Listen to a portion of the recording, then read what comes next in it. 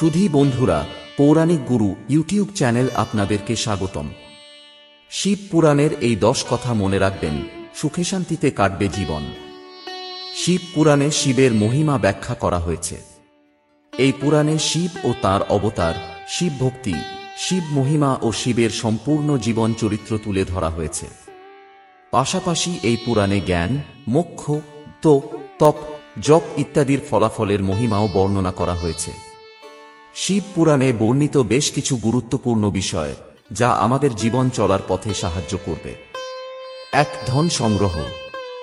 শিব পুরাণ অনুযায়ী সঠিক পথে ধন উপার্জন করুন। তারপর সেই ধনকে 3 ভাগে ভাগ করা উচিত। এর একটি অংশ ধন বৃদ্ধি অর্থাৎ সঞ্চয়, দ্বিতীয় অংশ উপভোগ ও তৃতীয় অংশ ধর্মকর্মের কাজে ব্যয় করা উচিত। এর ফলে জীবনে সাফল্য লাভ করতে পারবেন। 2. রাগ ত্যাগ করুন। এই পুরাণ অনুযায়ী রাগ করতে নেই ও রাগ উৎপন্ন করতে পারে এমন কোনো কথাও বলতে নেই। রাগ করলে বিবেক নষ্ট হয়। আবার বিবেক নষ্ট হলে জীবনে একাধিক সমস্যা দেখা দিতে শুরু করে। 3. ভোজন ত্যাগ। শিবরাত্রির উপবাস করলে ব্যক্তি ভোগ ও মোক্ষ উভয় লাভ করতে পারে। এর ফলে মহান পুণ্য পাওয়া যায়। পুণ্যকর্ম করলে ভাগ্যোদয় হয় এবং ব্যক্তি সুখ লাভ করতে পারে। 4. সন্ধ্যাকাল। সূর্যাস্ত থেকে সূর্যোদয় পর্যন্ত সময় শিবের। এ সময় তিনি নিজের তৃতীয় নেত্র দিয়ে ত্রিলোককে দেখে থাকেন এবং নন্দী ও গণেদের সঙ্গে ভ্রমণ করেন। এ সময় যে ব্যক্তি কটু বচন বলে, কলহ ও রাগ করে, সহবাস, ভোজন যাত্রা বা কোনো পাপ করে, তাদের অহিত হয় বলে শিব পুরাণে উল্লেখ পাওয়া যায়।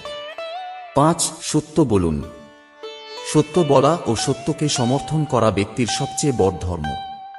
অসত্য বলা এবং অসত্যকে সমর্থন করা সবচেয়ে বড় অধম। 6. নিষ্কাম কর্ম। যে কোনো কাজ করার সময় ব্যক্তি কি করছে তার জন্য নিজেকে তার সাক্ষী হিসেবে রাখা উচিত। ভালো মন্দ সমস্ত কাজের জন্য ব্যক্তিই দায়ী। এমন কখনো মনে করা উচিত নয় যে তার কাজ কেউ দেখছে না। আসলে ব্যক্তির সমস্ত কাজই ঈশ্বর দেখতে পান। জনে এমন অনুভূতি রাখলে সেই ব্যক্তি পাপ কর্মে লিপ্ত হতে পারবে না। মন, বাণী ও কর্মের মাধ্যমে ব্যক্তিকে পাপ কর্ম করা উচিত নয়। 7. অনাবশ্যক ইচ্ছা ত্যাগ করুন। মানুষের ইচ্ছার চেয়ে বড় অন্য কোনো দুঃখ নেই।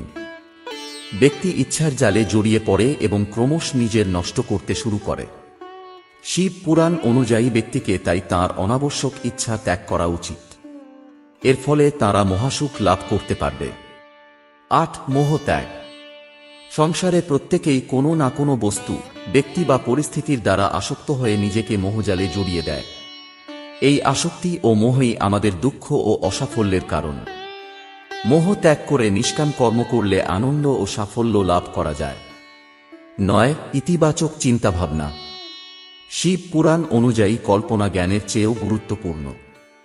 আমরা যেমন কল্পনা বা চিন্তা ভাবনা করি তেমনই হয়। স্বপ্ন এক ধরনের কল্পনা। এর ওপর ভিত্তি করে শিব ধ্যানের 1-1-2 বিধি বিকশিত করেছেন। তাই ভালো ও ইতিবাচক চিন্তাভাবনা করার পরামর্শ দেয় শিব। 10. মানুষ হও। শিব পুরাণ অনুযায়ী ব্যক্তির মধ্যে যতক্ষণ রাগ, দ্বেষ, ঈর্ষা, বৈমনস্য, অপমান ও হিংসার মতো পাশবিক বৃত্তি থাকে ততক্ষণ সে পশুর অংশ। এই পাশবিকতা থেকে মুক্তির জন্য ভক্তি ও ধ্যান জরুরি। শিব পুরাণ অনুযায়ী ব্যক্তির মধ্যে সমস্ত ধরনের পশু ও পক্ষীর প্রবৃত্তি থাকে। ব্যক্তি নিজের মনের অধীনে থাকে, তার মধ্যে মনই সর্বাধিক সক্রিয় বলে তাকে মানুষ বলা হয়। শিব পুরাণ অনুযায়ী সমস্ত পাশবিক প্রবৃত্তি ত্যাগ করলেই প্রকৃত মানুষ হয়ে ওঠা যায়। সুধী বন্ধুরা, এই পৌরাণিক তত্ত্ব যদি আপনাদের ভালো লাগে তাহলে অবশ্যই ভিডিওটি লাইক করে চ্যানেলটি সাবস্ক্রাইব করে রাখুন।